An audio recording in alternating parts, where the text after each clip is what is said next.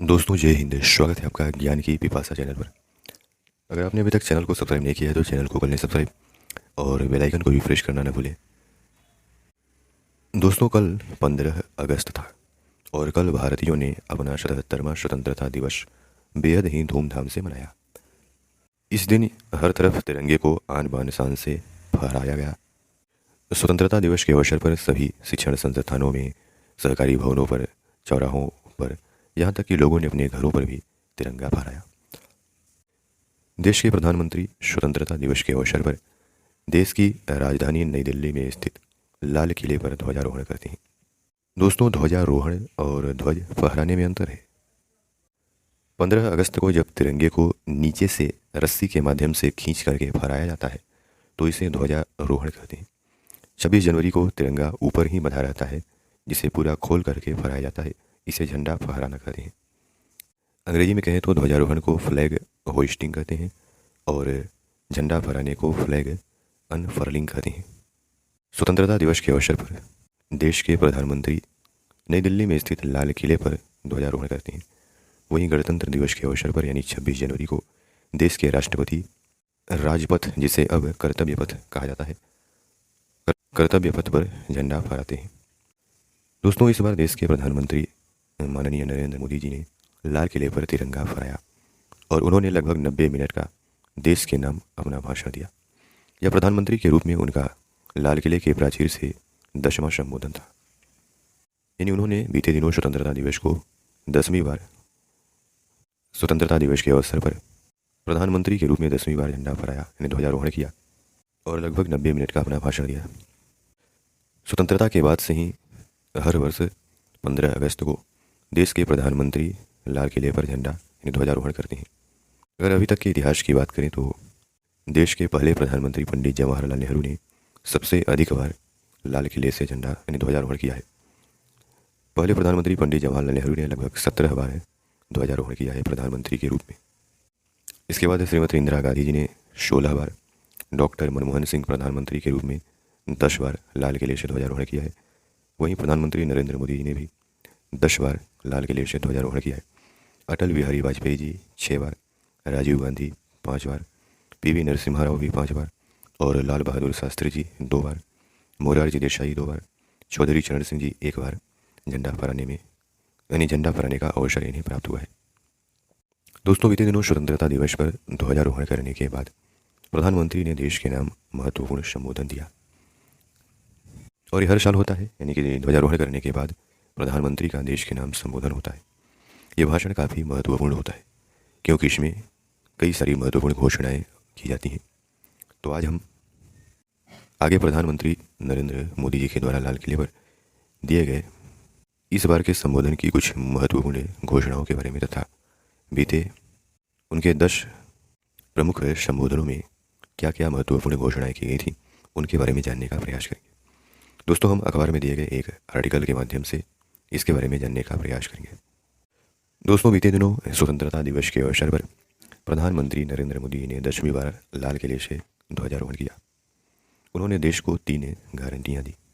90 minute के अपने भाषण की शुरुआत करते हुए प्रधानमंत्री ने कहा, मेरे प्रिय 140 करोड़ परिवारजन, देश के 77वें स्वतंत्रता दिवस पर लाल किले से तिरंगा फहराने के बाद प्रधानमंत्री का यह पहला वाक्य था। प्रधानमंत्री ने अपनी सरकार के 10 साल के कामों का हिसाब भी दिया। उन्होंने राजनीति से 3 बुराइयों, परिवारवाद, भ्रष्टाचार और तुष्टीकरण से मुक्ति की अपील भी की और वहीं 3 यानी देशवासियों को 3 प्रमुख गारंटी भी दी। पहली की 5 साल में भारत को दुनिया की तीसरी सबसे बड़ी आर्थिक शक्ति बनाने का, दूसरा शहरों में किराए के मकानों में रहने वालों को बैंक लोन में रियायत देने का और तीसरा देश भर में 25,000 जन औषधीय केंद्र खोले जाने का गारंटी दिया। 17 सितंबर को विश्वकर्मा योजना शुरू करने का ऐलान भी किया। ये तो है प्रधानमंत्री जी का इस बार के संबोधन का मुख्य बातें। अगर हम देखें उनके पिछले संबोधनों की मुख्य बातों को तो 2014 पहली बार प्रधानमंत्री नरेंद्र मोदी ने प्रधानमंत्री के रूप में 15 अगस्त 2014 को लाल किले से ध्वजारोहण किया था और देश के नाम संबोधन किया था। उस समय यानी पहली बार संबोधन में 65 मिनट के अपने भाषण में 3 मुख्य घोषणाएं की थी। पहली घोषणा थी हर घर शौचालय की। इस योजना की शुरुआत 2 अक्टूबर 2014 को महात्मा गांधी की जयंती पर किया गया। 2014 से अब तक सरकारी आंकड़ों के मुताबिक 11.68 करोड़ से ज़्यादा घरेलू शौचालय बनाए गए हैं। खुले में शौच मुक्त गाँवों की संख्या बढ़कर के 6.03 लाख और जिलों की संख्या बढ़कर के 706 हो गई है। दूसरी प्रमुख घोषणा थी जनधन योजना की। इस योजना की शुरुआत 28 अगस्त 2014 को की गई और आज कहा जाता है कि 100% परिवारों को इस सुविधा के तहत लाया जा चुका है। खोले गए खातों में से जनधन योजना के तहत जितने खाते खोले गए हैं, कहा जाता है कि 60% खाते ग्रामीण क्षेत्रों के हैं और 40% खाते शहरी क्षेत्रों से हैं। जनधन की वेबसाइट के मुताबिक 49.7 करोड़ अकाउंट होल्डर हैं। जनधन खातों के तहत जनधन योजना के तहत लगभग 49 करोड़ खाते खोले गए हैं। तीसरी घोषणा थी आदर्श ग्राम योजना की। इस योजना की शुरुआत 11 अक्टूबर 2014 को की गई। साल 2024 तक काम पूरा होना है। आदर्श ग्राम योजना की वेबसाइट के मुताबिक इसके तहत 3294 ग्राम पंचायतों का चुनाव किया गया है। अब अगले साल की बात करते हैं 2015 की। 2015 के स्वतंत्रता दिवस के अवसर पर प्रधानमंत्री ने 86 मिनट का भाषण दिया था। इसमें 3 मुख्य घोषणाएं की गई थी। पहली घोषणा थी स्टार्टअप इंडिया की। इस योजना की शुरुआत 16 जनवरी 2016 को की गई। वाणिज्य और उद्योग मंत्रालय के मुताबिक देश में अब तक 99,380 स्टार्टअप शुरू हो चुके हैं। वहीं पोर्टल पर लगभग 6,55,000 यूजर्स ने रजिस्टर किया है। दूसरी घोषणा थी ग्राम ज्योति योजना की। यह योजना शुरू तो 2014 में हुई थी, मगर प्रधानमंत्री ने 2015 को लाल किले से 18,452 गाँवों में 1,000 दिनों में बिजली पहुंचाने का लक्ष्य रखा था, जिसे कहा जाता है 927 दिनों में ही पूरा कर लिया गया था। तीसरी घोषणा थी वन रैंक वन पेंशन की। 7 नवंबर 2015 को इस योजना की शुरुआत है। वन रैंक वन पेंशन के तहत करीब 25 लाख पूर्व सैनिकों को लाभ दिया जा रहा है।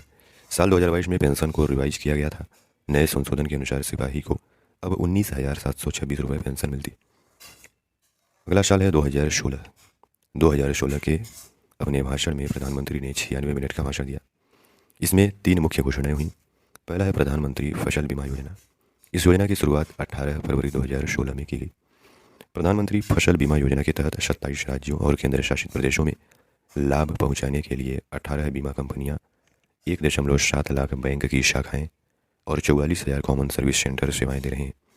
31 अक्टूबर 2022 तक कुल 25,186 करोड़ रुपए के फसल बीमा प्रीमियम का भुगतान किया गया। दूसरी योजना की घोषणा हुई प्रगति प्रोजेक्ट। प्रगति प्रोजेक्ट के तहत प्रधानमंत्री पेंडिंग पड़ी सरकारी योजनाओं पर स्वयं नजर रखते हैं। प्रधानमंत्री ने 7.5 लाख करोड़ के 119 प्रोजेक्ट का रिव्यू किया और उन्हें जल्द खत्म करने का आदेश दिया। तीसरी घोषणा थी 2016 की इनाम प्रोजेक्ट। इसकी शुरुआत 14 अप्रैल 2016 को की गई। किसानों को ऑनलाइन फसल बेचने के लिए ई नाम वेबसाइट की शुरुआत 2016 में हुई थी। 2016 में की गई थी। इसके तहत देश भर में कुल 1361 मंडियों को ऑनलाइन जोड़ा गया है। अब तक 8 फरवरी तक लगभग 2.5 लाख करोड़ रुपए का सौदा हुआ था। फरवरी तक इस पोर्टल में देश के 1.74 करोड़ किसान और 2.39 लाख व्यापारी जुड़ चुके हैं। अगला वर्ष 2017। इस वर्ष प्रधानमंत्री ने 56 मिनट का भाषण दिया था। 3 मुख्य घोषणाएं हुई थी। पहली घोषणा थी जम्मू कश्मीर समस्या सुलझाने की घोषणा। इसके बाद 5 अगस्त 2019 को जम्मू कश्मीर से 370 धारा को हटा दिया गया। श्रीनगर की शेमपोरा इंडस्ट्रियल एस्टेट में घाटी का पहला विदेशी निवेश हुआ। दूसरा प्रोजेक्ट दूसरी घोषणा थी गैलेंट्री अवार्ड वेबसाइट की। शुरुआत इसकी 2017 में की गई। प्रधानमंत्री ने 2017 में लाल किले से अपने भाषण के दौरान सैनिकों के सम्मान में गैलेंट्री अवार्ड वेबसाइट शुरू करने का ऐलान किया था। वेबसाइट में गैलेंट्री अवार्ड विनर की पूरी जानकारी है। 1 करोड़ से ज़्यादा लोग वेबसाइट पर आ चुके हैं। तीसरी घोषणा थी जेम GEM पोर्टल की। 17 मई 2017 को इसकी शुरुआत हुई। यह भारत सरकार की ई मार्केट प्लेस वेबसाइट है। इसके तहत 35 लाख प्रोडक्ट बेचे जाते हैं। वहीं 67 लाख सेलर्स इससे जुड़े हैं। वित्त वर्ष 2021-22 में GEM पोर्टल पर 1,06,760 करोड़ का बिजनेस किया गया है। अगला साल है 2018 का। इस साल प्रधानमंत्री ने 82 मिनट का भाषण दिया। इसमें 3 मुख्य घोषणाएं की गई। पहली घोषणा थी आयुष्मान भारत की।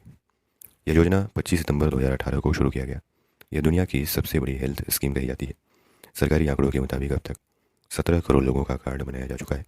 केंद्र सरकार का लक्ष्य है कि इस योजना का लाभ 50 करोड़ लोगों तक पहुंचाया जाए और देश भर में आंकड़ों के मुताबिक 13,000 से ज़्यादा हॉस्पिटल्स इस योजना से जुड़े हैं। दूसरी घोषणा थी मिशन गगनयान का ऐलान। अगस्त 2023 में गगनयान का पहला ऑर्बिट मिशन लॉन्च होगा। दूसरे मिशन में एक रोबोट को भेजा जाएगा और आखिरी मिशन में 3 भारतीय अंतरिक्ष यात्रियों को अंतरिक्ष में भेजा जाएगा। इसरो के प्रमुख ने बताया है कि दूसरा मिशन अगले साल यानी 2024 में लॉन्च किया जाएगा। तीसरी योजना थी ग्राम स्वराज्य अभियान की। इसकी शुरुआत 14 अप्रैल 2018 को किया गया और 5 मई 2018 तक ग्राम स्वराज अभियान चलाया गया था। ग्राम स्वराज अभियान में देश के 21,058 गाँव के लिए विशेष पहल शुरू की गई थी, जिसके अंतर्गत केंद्र सरकार योजनाओं को गाँव गाँव तक पहुँचाया गया था। फिर अगला वर्ष 2019 प्रधानमंत्री ने 93 मिनट का भाषण दिया था। इसमें 3 मुख्य घोषणाएं की गई। पहला है जल जीवन मिशन। इसकी शुरुआत 15 अगस्त 2019 को की गई। जल जीवन मिशन के तहत 2024 तक देश के सभी गाँव में हर घर तक नल से जल पहुँचाने का लक्ष्य रखा। अब तक 12 करोड़ घरों तक कनेक्शन पहुँचाया जा चुका है। सरकारी आंकड़ों के मुताबिक कुल 19 करोड़ घरों तक यह सुविधा उपलब्ध कराई जाएगी। दूसरी घोषणा थी 5 ट्रिलियन इकोनॉमी बनाने का लक्ष्य। प्रधानमंत्री ने 15 अगस्त 2019 को भारत को 5 ट्रिलियन इकोनॉमी बनाने का लक्ष्य तय किया गया था। यह लक्ष्य 2030 तक पूरा करना है। मौजूदा वक्त में अगर देखें तो भारत की इकोनॉमी लगभग 3 ट्रिलियन की है, $3 ट्रिलियन की। इकोनॉमी रैंकिंग में भारत वर्तमान में 5वें स्थान पर है। तीसरी घोषणा थी चीफ ऑफ डिफेंस पद की, यानी चीफ ऑफ डिफेंस स्टाफ पद का ऐलान। 31 दिसंबर 2019 को सीडीएस का गठन किया गया। जनरल विपिन रावत देश के पहले सीडीएस बनाए गए 31 दिसंबर 2019 को। 8 दिसंबर 2021 को हेलीकॉप्टर दुर्घटना में उनका निधन हो गया था। फिर अगला साल 2020 का भाषण की लंबाई थी 86 मिनट। इस साल 3 मुख्य घोषणाएं। पहला है नेशनल डिजिटल हेल्थ मिशन का। 15 अगस्त 2020 को इसकी शुरुआत हुई। इसका मकसद था देश के सभी लोगों का मेडिकल डाटा ऑनलाइन करना। अब तक देश में 44 करोड़ हेल्थ आईडी कार्ड बन चुके हैं और कहा जाता है 29 करोड़ लोगों ने अपना हेल्थ कार्ड लिंक करवा रखा है। दूसरी योजना थी न्यू एजुकेशन पॉलिसी का। 29 जुलाई 2020 को न्यू एजुकेशन पॉलिसी लाई गई। 1968 और 1986 के बाद यह भारत की तीसरी शिक्षा नीति थी। यह पूरे देश में लागू हो चुकी है और 2020 में प्रधानमंत्री ने लाल किले के भाषण के दौरान इस पर बात की थी। तीसरी घोषणा थी भारत नेट प्रोजेक्ट, हर गांव इंटरनेट की। 15 अगस्त 2020 को इसकी शुरुआत हुई। 1000 दिनों तक सभी 6 लाख ग्राम पंचायतों को ब्रॉडबैंड कनेक्शन से जोड़ने का लक्ष्य रखा गया।